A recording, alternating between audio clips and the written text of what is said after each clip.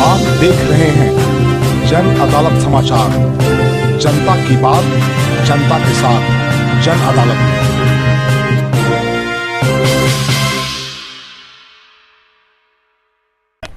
देखिए, ये अजीत सर हैं और जीएम साहब, ये गया नगर निगम कार्बनिक उर्वरक, ये दो तरह का खाद है। दोनों ऑर्गेनिक नहीं है, ये गलती से लिखा हुआ है, ऑर्गेनिक है। ऑर्गेनिक है। हाँ।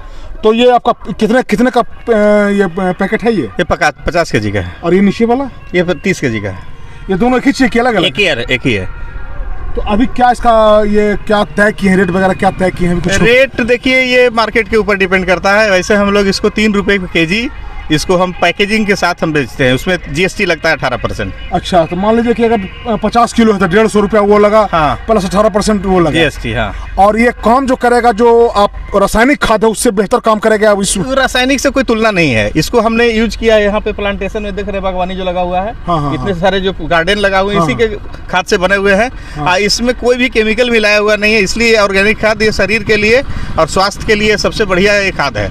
इसलिए किसानों को हम लोग उत्साहित करने के लिए भी देते हैं, खुद से देते हैं, और हम लोग उनको ये करते हैं, कन्विंस करते हैं कि आप इसको इस्तेमाल कीजिए। वो यूरिया वगैरह जितना भी है, डीएपी, उससे बहुत अच्छा है। देखिए, गया के किसान, बगल में गया है, नवादा है, औरंगाबाद है, अरवल है। चूंकि आप लोग किसान हैं, धान का सीजन आ रहा है, तो आपसे भी हम कहना चाहेंगे कि अपने खेतों में जो तैयार किया गया ऑर्गेनिक खाद उसको इस्तेमाल कीजिए। आपका खेत का उर्वरा शक्ति बचा हुआ रहेगा, और जो सरकार का प्रयास है शहर को प्रदूषण मुक्त करने का, उसमें आप भागीदार बनेंगे। एक अंतिम सवाल सर, बहुत बेहतरीन काम है, लेकिन चूंकि ये कागज का जंजाल यहाँ इस देश में है, एक एनजीटी है। एनजीटी एक चीज है, तो पहले एनजीटी का हमको समझाइए, एनजीटी का फुल फॉर्म क्या होता है, सो पहले समझाइए।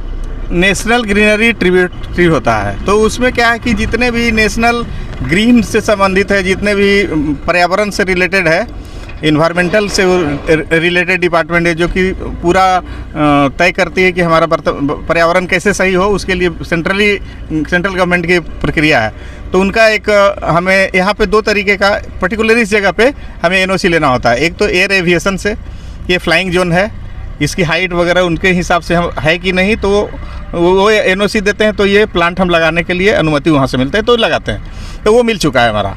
और दूसरा इन्वायरमेंटल से होता है, जिसमें कि एनजीटी वगैरह सारे शामिल होते हैं, पैरामीटर होते हैं। तो उनकी प्रक्रिया के लिए जो भी एप्लीकेशन है, जो भी मतलब विभागीय प्रक्रिया है, वो मतलब विचाराधीन वो चल रहा है, वो हम लोग अप्लाई कर दिए हैं, और उम्मीद है कि 1 से 1.5 महीने में वो मिल जाएगा हमें। देखिए, बगल में हवाई अड्डा है, नेविगेशन है, तो वहाँ से मिल चुका है।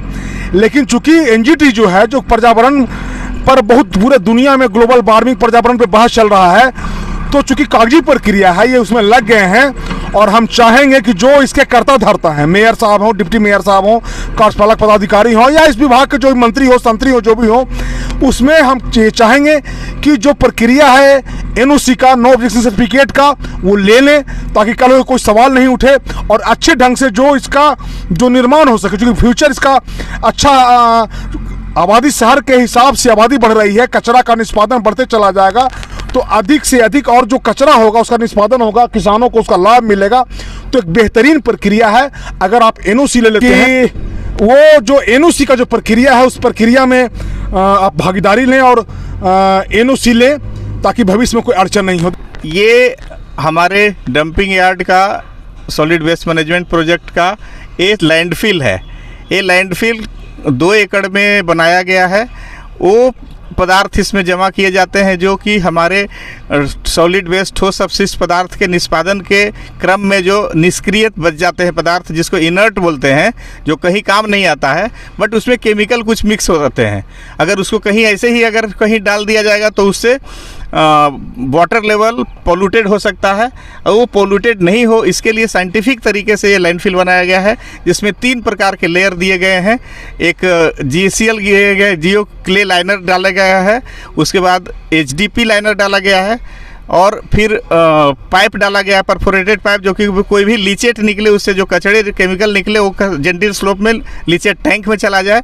और उसके बाद हम लोग जियो टेक्सटाइल डाले हैं, जो कि उसको वेदरिंग से उसकी पूरी नष्ट नहीं हो, यानी कि इसके अंदर में इनर डालने के बाद कभी भी वो वाटर लेवल को पॉल्यूटेड नहीं करे, इसकी पूरी ध्यान रखा गया है। धन्यवाद। देखिए, ये अजीत जी थे, जीएम साहब नेक ऑफ इंडिया के। इन्हीं के संरक्षण में, चूँकि काफ़ी व्यस्त हैं, इनको निकलना है, लेकिन हम ये समय दे करके देखिए, ये दिखाना चाह रहे थे आपको। ये इसी में बनाया जा रहा है इसको, और ये बरसों लगेगा इसको, बहुत बड़े भूभाग में। तो ये बारीक कर दिया गया है इसको। ये जो है, इसमें नीचे ऊपर में लास्ट में लेयर में जियो टेक्सटाइल डाला गया। उसके बाद जो इनर्ट निकल रहा है उसको लेयर में जोन वाइज हम लोग लेयर वाइज उसको डालते हैं, एक ही बार डंप नहीं करते हैं, क्योंकि उसके डालने की वजह से इसमें एरेशन नहीं होता है। एरेशन नहीं होने की वजह से इसमें माइक्रोबैक्टीरिया हो सकता है, गंध आ सकता है, इस पोल्यूटेड कर सकता है। और लेयर वाइज डालने से क्या होता है, एरेशन होने से इसकी बायो जो रेडिएशन होता है वो बंद हो जाता है। यही है इसकी प्रक्रिया। इसको भरने में बहुत साल लगेगा, 15 साल तक के लिए डिज़ाइन किया हुआ है। ये फिल 15 साल तक नहीं होगा। इसके बाद अगर रहेगा तो इससे ऊपर हम लोग 3-4 फीट तक 5 फीट तक करके उसको कैपिंग कर देंगे लास्ट में। यही इसकी प्रपोजल है। Thank you. देखिए, मेरे साथ एक पर्यावरणविद हैं और गया शहर के लिए, फल्गु नदी के लिए बहुत अधिक काम करते रहते हैं। ये भी आए हुए हैं। क्या कहना है आप बताइए, ये जो आप प्लांट देखा, एक बेहतरीन प्रयास है, नगर निगम के द्वारा एक बेहतरीन प्रयास है, और इसके बारे में क्या कहना है आपका? ये प्रक्रिया काफ़ी पहले से इसकी योजना बनाई जा रही थी, और अंततः बनाई जा रही थी, और इसको अब ये जो मूर्त रूप लिया है, ये कचरा का जो पूर्णतः निष्पादन करने की प्रक्रिया प्रारंभ की गई है। तो मैं इसके लिए गया नगर निगम को बधाई देता हूं, और ये जीएम साहब को भी मैं बधाई देता हूं कि उन्होंने मूलतः ये गया के रहने वाले हैं और काफ़ी जानकारियां दी। परंतु मैं इसमें कुछ बिंदुओं पर ध्यान आकृष्ट करवाना चाहूँगा कि इसके लिए, जहाँ तक मैंने पढ़ा है और पर्यावरण के क्षेत्र में काम करते हुए जो मुझे लगता है, इसमें सबसे पहले तो पूरे एरिया में एक बाउंड्री पड़ना चाहिए ऊंचाई के साथ में, ताकि इसके अंदर का जो धूल गर्दा और ये प्रोसेसिंग से जो निकलता है, उससे जो बाहरी क्षेत्र के रहने वाले लोग हैं वो बचें। साथ ही साथ जो रिसाइकलिंग प्रक्रिया है, उसमें मैंने पाया घूमने के दरमियान कि जो फाइनली जो तैयार किया गया है, जो खाद के रूप में है, और उस खाद से बनने के ठीक पहले की प्रक्रिया है, उसमें जो प्लास्टिक का जो अपशिष्ट है वो पूर्णतः निष्पादित होकर के नहीं छट रहा है। उसमें उसका कुछ % अंश जो है वो रह जा रहा है, और खाद आदि में भी जो यूज होगा तो खेतों में जाएगा, और अंततोगत्वा जो है वो ज़मीन और फिर मानव के शरीर में जाएगा। अभी आपके सामने देख रहे हैं जो ट्रैक्टर आ रहा है, ये जेसीबी वगैरह चल रहा है, उससे जो धूल उड़ रहा है काफ़ी, वह भी हानिकारक है। साथ ही मैंने देखा कि जो मज़दूर काम कर रहे हैं, उन्होंने कोई जो है सो ग्लव्स नहीं पहना है, मास्क नहीं लगाया है, तो उससे भी उनको घर जाएंगे और उनके लिए ये हानिकारक होगा। तो मैं जीएम साहब से अनुरोध करूंगा, और गया नगर निगम से भी, कि ये जो मानक हैं, जो अभी आप चर्चा कर रहे थे कि एनजीटी से और आपका पॉल्यूशन कंट्रोल बोर्ड बिहार से एनओसी नहीं मिला है, और मेरी जानकारी के अनुसार तो हवाई अड्डा होने के कारण भी जो है वह भी एनओसी नहीं दिया है, और जो आपका पॉल्यूशन कंट्रोल बोर्ड है उससे जो मानक है वो पहले जांचे आकर के देखे, और उसके बाद में इसको एनओसी दे, और उससे जो पहले की जो सारे मानक हैं उसको ये पूरा करें। और जब ये सारा स्टैंडर्ड के अनुरूप होता है कोई चीज़, तो बहुत बेहतर होता है। आखिर जनता का पैसा व्यय हो रहा है, और मेरी जानकारी के अनुसार इसमें भी अच्छा खासा पैसा लगाया गया है इसके लिए। फिर भी ओवरऑल मैं कहूँगा कि ये काफ़ी बड़ा काम हुआ है। ये वर्षों से ये कचरा जमा था, ये जो है आज निष्पादित हो रहा है।